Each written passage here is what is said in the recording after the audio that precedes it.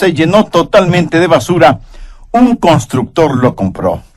Tenía una idea para ganar mucho dinero con ese basurero.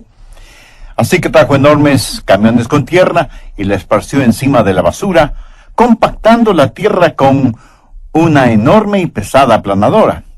Trajo más tierra y realizó el mismo procedimiento hasta que lo que había sido un inmenso basurero se convirtió en un hermoso terreno firme y nivelado, y entonces comenzó a trazar un conjunto habitacional con amplias calles, hermosos jardines y florecientes árboles. Nadie podía decir que alguna vez ese lugar fue un basurero, y construyó muy atractivas casas, y las familias comenzaron a comprarlas y habitarlas, y muy pronto ese lugar se convirtió en un hermoso vecindario. Pero después de algunos años, el suelo comenzó a ceder, y se abrieron grietas en las calles, y las paredes de las casas comenzaron a partirse, los techos se hundían, y fétidos olores salían de la tierra como efecto de la basura podrida sobre la que estaban construidas las casas. Poco a poco las familias fueron abandonando sus destruidas casas, y pronto esa comunidad fue abandonada y olvidada. Y los vecinos alrededor de esa comunidad sabían lo que había pasado. Esas hermosas casas fueron construidas sobre basura. Ahora nos preguntamos por qué tantos hogares están teniendo el mismo destino. ¿Por qué tantos hogares están derrumbándose? Mi amigo, cuando las paredes comienzan a agrietarse, es mejor examinar la base, el fundamento, para descubrir sobre qué estamos construyendo nuestros hogares. El pasaje de la Escritura que vamos a estudiar es fundamental para el hogar, porque nos dice cómo se debe construir un hogar. En realidad es la historia de Abraham y Sara. Bien, leamos 1 de Pedro 3, los versos del 1 al 8. Asimismo vosotras, mujeres, estad sujetas a vuestros maridos, para que también los que no creen a la palabra sean ganados sin palabra por la conducta de sus esposas, considerando vuestra conducta casta y respetuosa. Vuestro atavío no sea el externo de peinados ostentosos, de adornos de oro o de vestidos lujosos, sino el interno, el del corazón, en el incorruptible ornato de un espíritu afable y apacible, que es de grande estima delante de Dios. Porque así también se ataviaban en otros tiempos aquellas santas mujeres que esperaban en Dios, estando sujetas a sus maridos, como Sara obedecía a Abraham, llamándole Señor, de la cual vosotras habéis venido a ser hijas, si hacéis el bien, sin temer ninguna amenaza. Vosotros, maridos, igualmente, vivid con ellas sabiamente, dando honor a la mujer como a vaso más frágil y como a coherederas de la gracia de la vida, para que vuestras oraciones no tengan estorbo. Finalmente, sed de un mismo sentir, compasivos, amándoos fraternalmente, misericordiosos, amigables. Qué maravilloso pasaje es este. Y me gusta mucho que la ilustración que se usa se relacione con Abraham y Sara. Y le diré por qué. Si alguna vez ha existido una pareja con una buena razón para divorciarse, esa fue Sara y Abraham. Ellos de ninguna manera fueron la pareja perfecta. Hubo el asunto del adulterio con Agar, y Abraham tuvo un hijo en una mujer que no fue su esposa. Tuvieron problemas con sus hijos, y los hijos tuvieron problemas muy, pero muy serios entre ellos mismos. En realidad fue una familia separada, constantemente en movimiento, nunca en un solo lugar, viviendo siempre en carpas, y eso causó toda clase de problemas psicológicos. Abraham fue descuidado, diciendo la verdad, y desconsiderado con su mujer. Dijo medias verdades, y una media verdad es por lo general una mentira completa. Juntos habían recorrido todas las etapas de la vida. Se conocieron cuando eran jóvenes y se enamoraron a muy temprana edad. Pasaron de la juventud a la edad media. Sobrevivieron la edad media, que en muchas parejas es la más difícil de sobrevivir. Se dice que la juventud mira hacia adelante, la vejez mira hacia atrás y la edad media se mira preocupada. Pero pasaron por todas esas etapas hasta llegar a la vejez, viviendo muchos años. Experimentaron desde lo romántico hasta lo reumático y pasaron por todo eso, pero tuvieron problemas.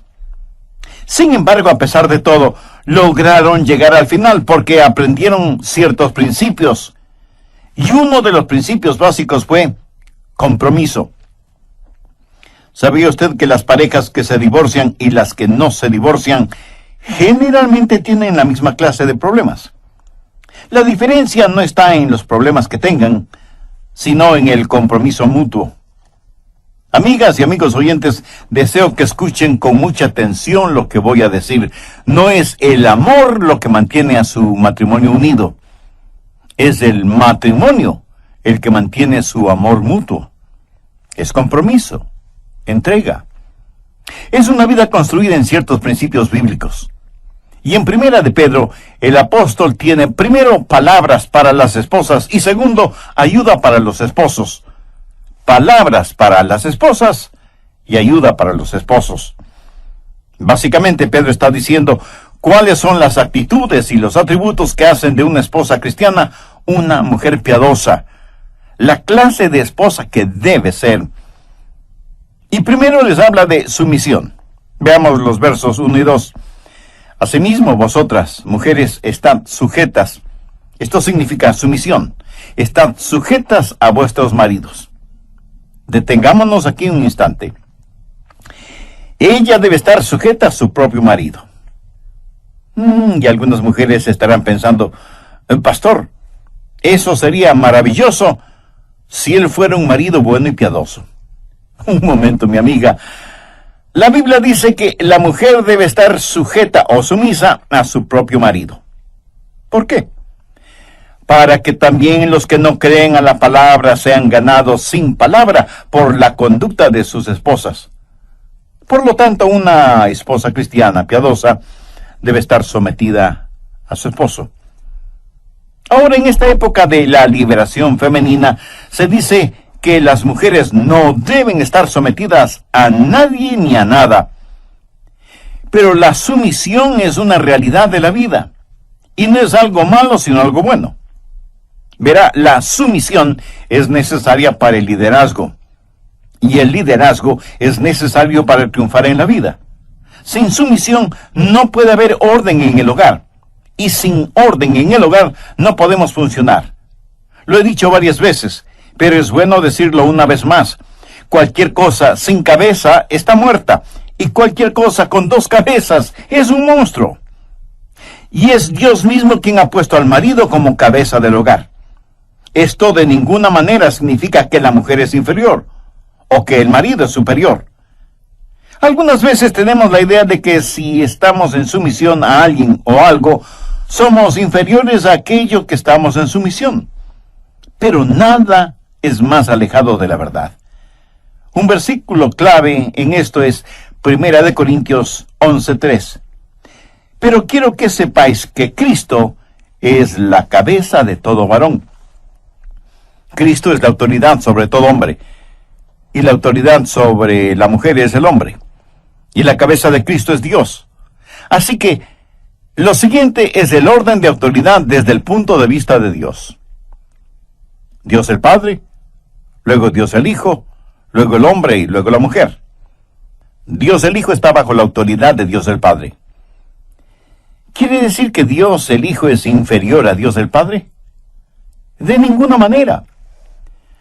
Si usted sabe algo sobre teología cristiana bíblica, sabe que adoramos a un Dios revelado en tres personas, Padre, Hijo y Espíritu Santo.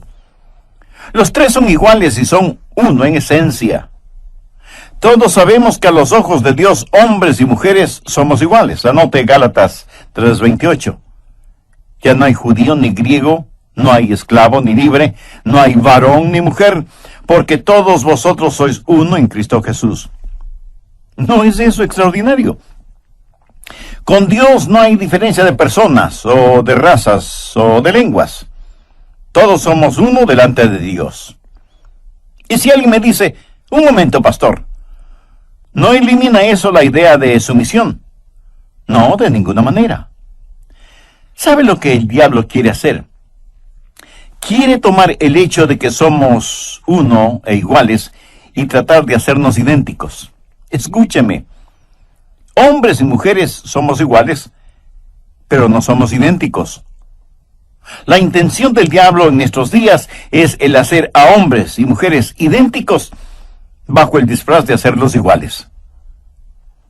Dios nos hizo iguales, pero no nos hizo idénticos. Nos hizo diferentes para poder hacernos uno. Si no fuéramos diferentes, no podríamos tener unidad. Fueron las diferencias en Joyce las que me atrajeron hacia ella. Y creo que mis diferencias fueron las que le atrajeron a ella hacia mí. Quiero decir, yo no quisiera frotar mis mejillas con barba contra las mejillas con barba de otro hombre. Me sería más fácil abrazar a un puercoespín. Lo que trato de decir, mi amigo, es que Dios nos hizo diferentes para poder hacernos uno. Hombres y mujeres somos iguales, pero no somos idénticos. Y yo doy gracias a Dios por las diferencias. La Biblia está en contra de los afeminados y de las marimachos. Y dice que al principio Dios los hizo varón y hembra.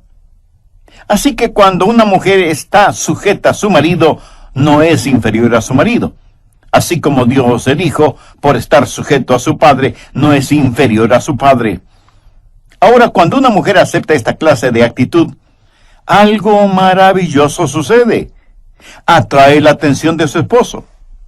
Y Pedro dice que el marido no salvo puede ser ganado por la conducta de su esposa. La conducta casta y respetuosa de la mujer llamará la atención del hombre como ninguna otra cosa podría hacerlo.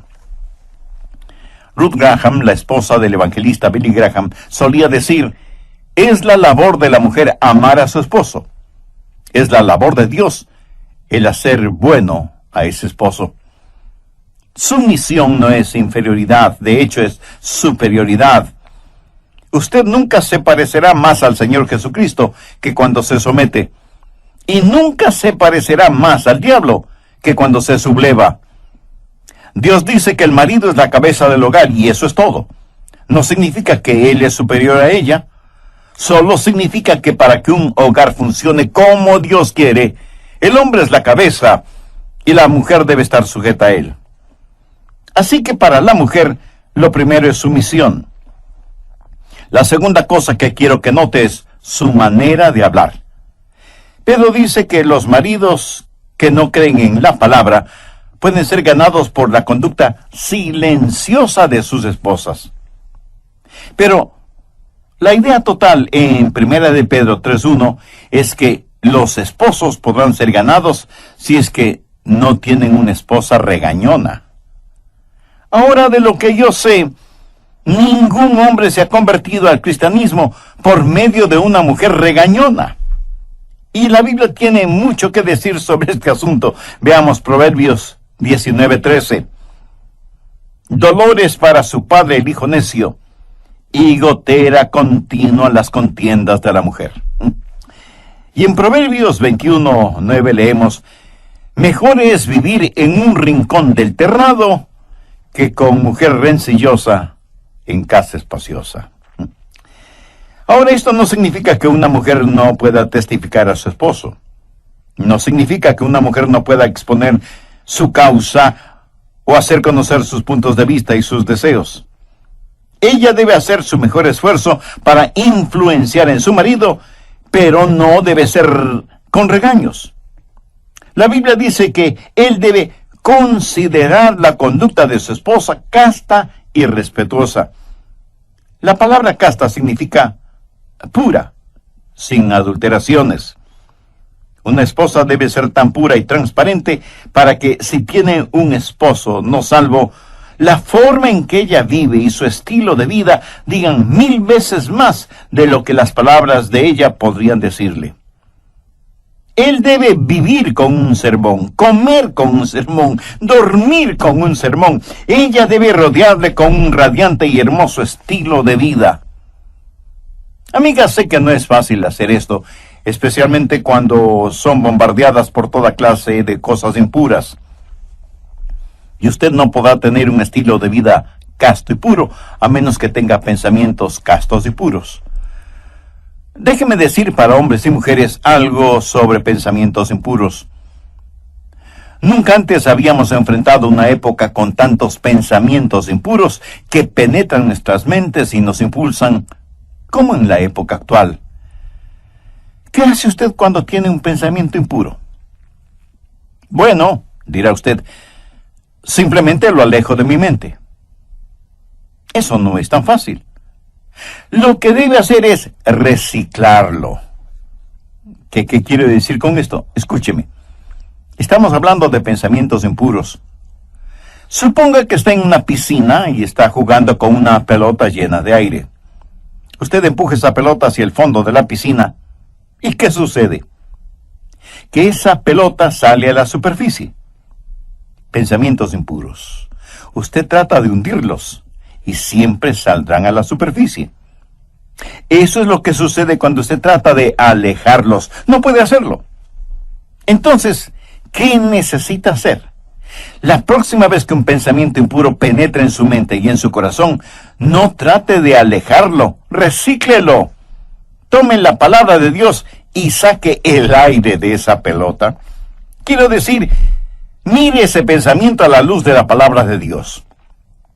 Cuando tenga un pensamiento impuro, pregúntese qué dice Dios sobre el asunto. Mírelo bajo el microscopio bíblico y quítele todo el aire a ese pensamiento.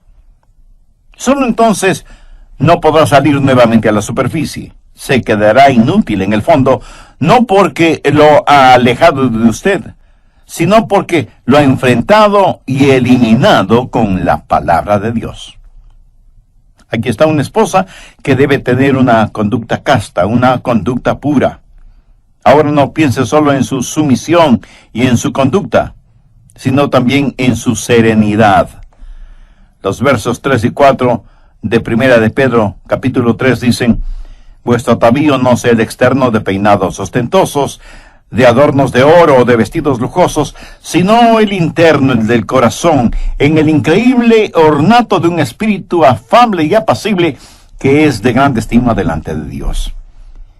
Aquí Dios le dice a una mujer cómo ser hermosa, y le dice que una de las cosas que le hace hermosa es la serenidad, el adorno de un espíritu afable y apacible. Antes de terminar este programa, permítame decirle lo siguiente. Delante de Dios nunca somos más hermosos que cuando espiritualmente llegamos a ser sus hijos. Y si bien es cierto que todos los seres humanos somos criaturas de Dios, solo cuando recibimos a Cristo como nuestro Salvador y Señor es que nos volvemos hijos de Dios. La Biblia dice en Juan 1:12, mas a todos los que le recibieron, a los que creen en su nombre, les dio potestad de ser hechos hijos de Dios. ¿Es usted ya un hijo o una hija de Dios? Para entender a plenitud lo que Dios tiene que decir sobre el matrimonio, hay que conocer íntimamente a Dios, quien fue el inventor del matrimonio. ¿Conoce usted de esa manera a Dios por medio de su Hijo Jesucristo? Al finalizar el programa anterior dije que una esposa debe tener una conducta casta, una conducta pura. Ahora, no piense solo en su sumisión y en su conducta, sino también en su serenidad. Los versos 3 y 4 de Primera de Pedro capítulo 3 dice: vuestro atavío no sea el externo de peinados ostentosos, de adornos de oro o de vestidos lujosos, sino el interno, el del corazón, en el incorruptible ornato de un espíritu afable y apacible, que es de grande estima delante de Dios. Aquí Dios le dice a una mujer cómo ser hermosa, y le dice que una de las cosas que le hace hermosa es la serenidad, el adorno de un espíritu afable y apacible. Algunos citan primero de Pedro 3, versos del 1 al 8, para decir que las mujeres no deben ir al salón de belleza, o no deben lucir joyas, etc. Pero hay que leer esto cuidadosamente. Otra traducción de la Biblia dice: No dejen que su adorno sea meramente externo. Y me alegro que la palabra meramente esté ahí. Porque alguien podría decir, la Biblia dice que las mujeres no deben arreglarse el pelo. O que las mujeres no deben lucir ninguna joya. O que las mujeres no deben vestirse. No dice eso. Pero sí dice que el adorno de las mujeres no debe ser meramente, o sea, únicamente, lo externo, lo físico, lo material. Estimada amiga, lo que está diciendo es que si usted quiere ministrar a su esposo, debe tener una belleza que va más allá de lo superficial, de lo epidérmico. Y Sara es el ejemplo aquí. Permítame decirle que Sara fue una mujer de extraordinaria hermosura. Imagínese, ella tenía 80 años y los hombres aún se peleaban por ella. Pero el apóstol está diciendo que una mujer casta y pura no debe ponerse vestidos chillones o llamativos, que no debe sobreadornarse de tal manera que esconda por completo la belleza interior que Dios ha puesto en ella. Por ejemplo, se dice que los ojos son el espejo del alma. ¿Ha visto cómo algunas mujeres se maquillan los ojos? Asustarían a cualquier marciano si los marcianos existieran. Y debido a esa máscara que se ponen, es imposible ver ninguna belleza interna. Y Pedro dice que si usted pone el énfasis solo en lo exterior, está peleando una batalla perdida porque las cosas externas son corruptibles. Pero la belleza interna va en aumento día tras día. Se hizo una importante encuesta entre estudiantes colegiales y universitarios. La pregunta fue, ¿qué valores espera encontrar en la persona con la cual tiene una cita? Los estudiantes respondieron que lo que esperaban encontrar era personalidad, sinceridad y carácter. El asunto de la apariencia física ocupó casi el último lugar en la encuesta. ¿Sabe que las personas que se adornan excesivamente es porque les falta autoconfianza? Pero la persona que se viste sencillamente y hace resaltar sus cualidades internas es la persona más segura de sí misma. El apóstol habla del ornato de un espíritu afable y apacible. Ahora, queridas damas, no tengan la idea de que mansedumbre es sinónimo de debilidad. La palabra afable aquí era usada para describir a los soldados en el ejército romano, y ellos estaban bajo el comando del cuartel general. Y nadie podría decir que los soldados romanos eran débiles. Pero esta palabra la usaban para describir a un caballo salvaje en el desierto, al que enseñaban a llevar la brida y la montura. Ciertamente ese caballo no era débil, y aunque fuera domado, seguía conservando toda su fortaleza. Sabía que una mujer requiere de más fortaleza para, en realidad, exhibir un espíritu afable y apacible. Y ser apacible no significa que ella es solo un adorno. Ser apacible significa ser tranquila y serena. Ella posee esa belleza interior, sabe quién es, tiene fortaleza y control. Es dueña de esa serenidad que demuestra la presencia de Jesús en su vida. Y todo eso sale a flote en su forma de hablar, en la forma de estar sujeta a su marido. Y Pedro habla también de la manera en que ella se desempeña. Leamos los versos 5 y 6. Porque así también se ataviaban en otros tiempos aquellas santas mujeres que esperaban en Dios, estando sujetas a sus maridos, como Sara obedecía a Abraham, llamándole Señor, de la cual vosotras habéis venido a ser hijas. Hay que entender que Sara, por llamar Señor a su marido, no lo adoraba. En esos tiempos bíblicos, ese era un término de respeto. Ella tenía respeto por su esposo, y como resultado ella también era respetada. La Biblia dice que ella obedecía a Abraham.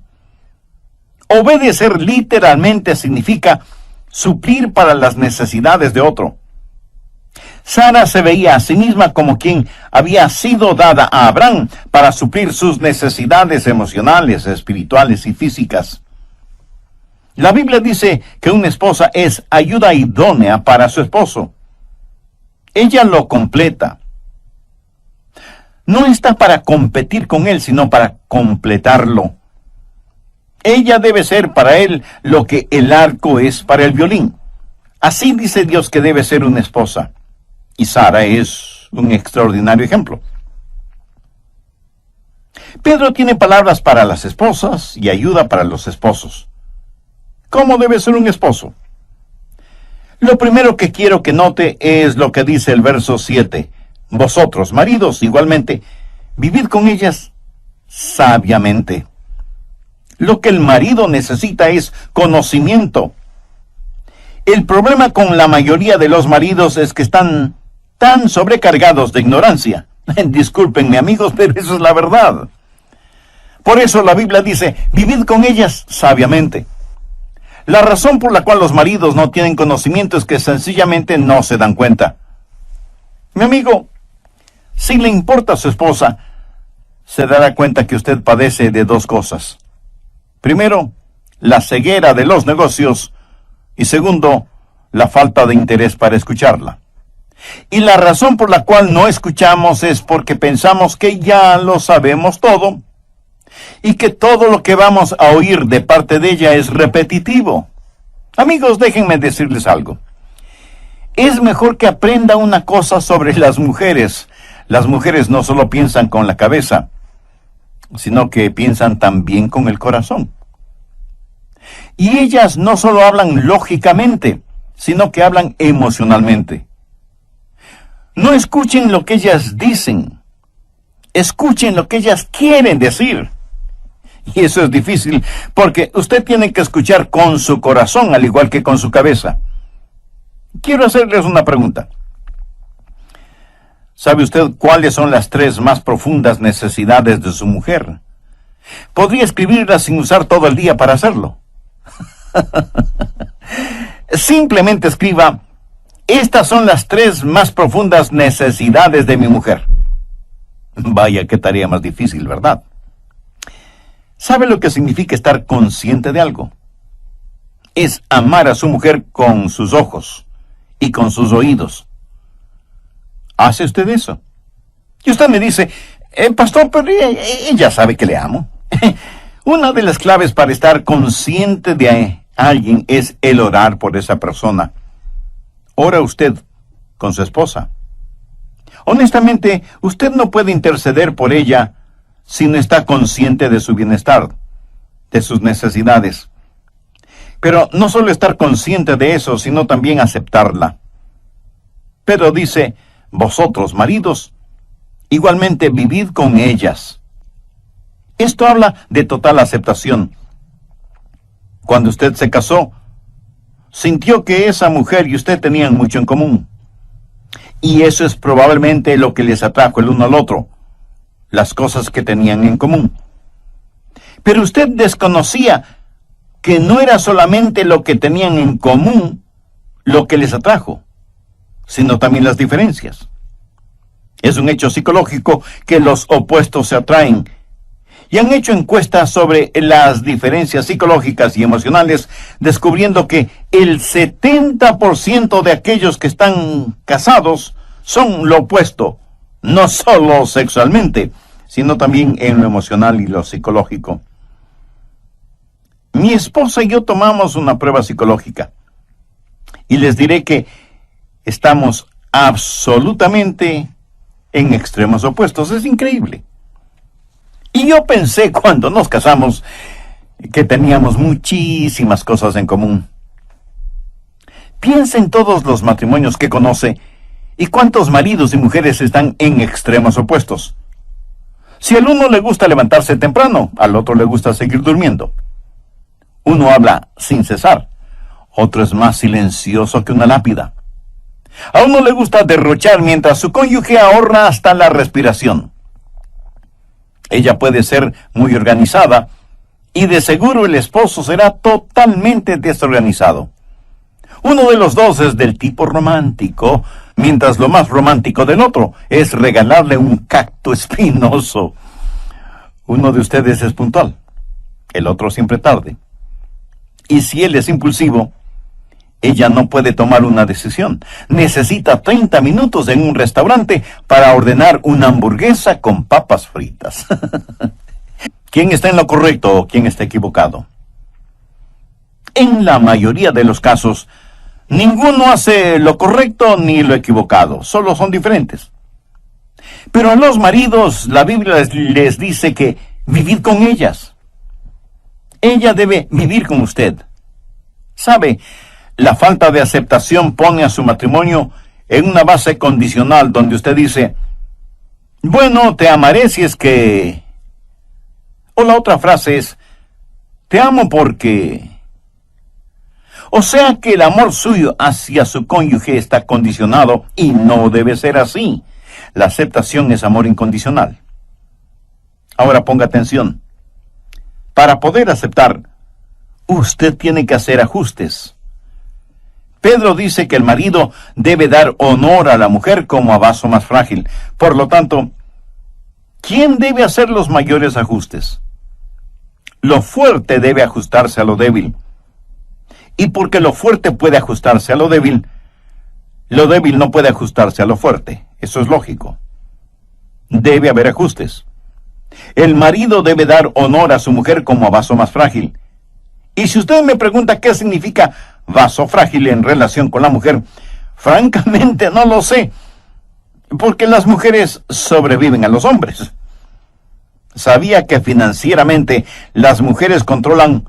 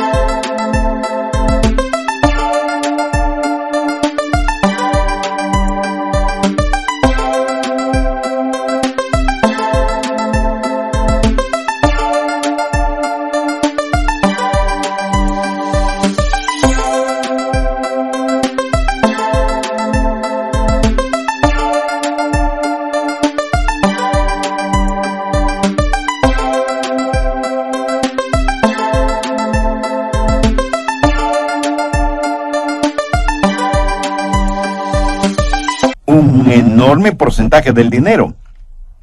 Y sin embargo la Biblia les llama vaso frágil. Yo creo que el vaso frágil es el vaso más fuerte debido a la debilidad del vaso fuerte por el vaso frágil. Espero que me haya entendido.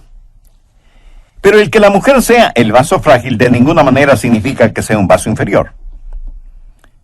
¿Cuál es inferior? ¿Ese hermoso florero de cristal en la sala de su casa o la olla de acero en la cocina? La olla de acero es inferior, pero el florero es frágil. ¿Qué es más delicado, la seda o el lienzo? El lienzo es más fuerte, pero la seda es delicada. Lo que Dios está diciendo es que le ha dado a la mujer una naturaleza más delicada, y por lo tanto es la responsabilidad y privilegio del marido el hacer los ajustes necesarios. Alguien se preguntará, ¿por qué me casé con esta mujer? Le diré por qué. Ella es como la lija, y Dios la usa para lijarlo y hacer de usted lo que debe ser. Por lo tanto, no trate de cambiar a su cónyuge. ¿Sabe? La mayoría de nosotros pensamos, bueno, le cambiaré a él o a ella después de que nos casemos. Y después de casados, un día usted viene y le dice a su esposa, querida, te he inscrito en un curso de mejoramiento personal. No haga eso. Solo acéptela. Hombres y mujeres tenemos cosas que necesitan ser cambiadas. ¿Quiere saber cómo cambiar a su cónyuge? Escúcheme. La única manera que en realidad puede cambiar a su cónyuge es cambiando usted mismo. Piense sobre esto. Y si se está preguntando cómo eso puede cambiar a su esposa, se lo explicaré. Cuando usted cambia, le está dando a ella algo sobre lo que ella debe reaccionar, y ella no podrá reaccionar hacia usted como acostumbraba anteriormente, porque usted no está actuando como lo hacía anteriormente. Usted le ha dado a ella algo diferente y mejor para que reaccione. Pero mientras tanto, usted necesita ajustarse a ella. El amor maduro dice, te amo, por lo tanto voy a cambiar. El amor egoísta dice, para que te pueda amar, tienes que cambiar. El otro elemento es aprecio. Pedro dice, dando honor a la mujer. Aquí la raíz de la palabra honor significa mostrar buenas maneras a su esposa. Habla del aprecio que debe sentir por ella. ¿Sabe el significado de la palabra aprecio? En el diccionario, es una propiedad, y le dicen que esa propiedad se está apreciando. ¿Qué significa eso? Pues que su propiedad está aumentando de valor. ¿Qué es lo contrario de esto? Depreciación, que significa que algo está perdiendo su valor. ¿Quiere usted una esposa que cada día se aprecia más? ¿O una esposa que cada día se deprecia más? Es una buena inversión para usted el apreciar a su esposa. Cuando usted le da honor, cuando le muestra aprecio, ella, por así decirlo, aumenta de valor, porque ella tendrá una saludable imagen de sí misma. Y cuando eso sucede, ella tendrá ese ornato de un espíritu afable y apacible. Maridos y mujeres, vivimos en un mundo donde todo alrededor nuestro trata de derrumbarnos. Todos tratan de llegar a la cúspide, y para lograrlo, pisotean a quienes se encuentran en su camino. Esposos y esposas necesitan alguien que los anime y levante. ¿Sabe lo que cada persona necesita? Cada persona necesita aprecio. Cada persona desea ser apreciada. Y si usted me dice que no, con todo el aprecio que le tengo, permítame decirle que está mintiendo. ¿Sabe de quién anhelo escuchar palabras de aprecio? Pues de mi esposa. Porque las palabras de aprecio son muy importantes en la vida de cualquier ser humano. Por lo tanto, cuán significativo es que el esposo dé honor a su mujer, alabe a su mujer. Y note que estoy diciendo alabe a su mujer, no digo adule a su mujer. La genuina alabanza está fundamentada en la verdad. El adulo, por lo general, es engañoso y se basa en mentiras. Leemos en el Salmo 5, verso 9, porque en la boca de ellos no hay sinceridad, sus entrañas son maldad. Sepulcro abierto es su garganta, con su lengua hablan lisonjas. Alabe a su mujer y hágalo públicamente, frente a sus familiares, frente a sus amigos, frente a sus socios. Esto es lo que la palabra de Dios dice. Se dice que después de años de matrimonio un hombre puede ver a su esposa aún sin mirarla y viceversa. ¿Cuán verdadero es eso? Veamos una vez más, primera de Pedro 3:7. Vosotros, maridos, igualmente vivid con ella sabiamente, dando honor a la mujer como a vaso más frágil y como a coheredera de la gracia de la vida, para que vuestras oraciones no tengan estorbo. ¿Notó esa hermosa frase, como a coheredera de la gracia de la vida? La gracia de la vida.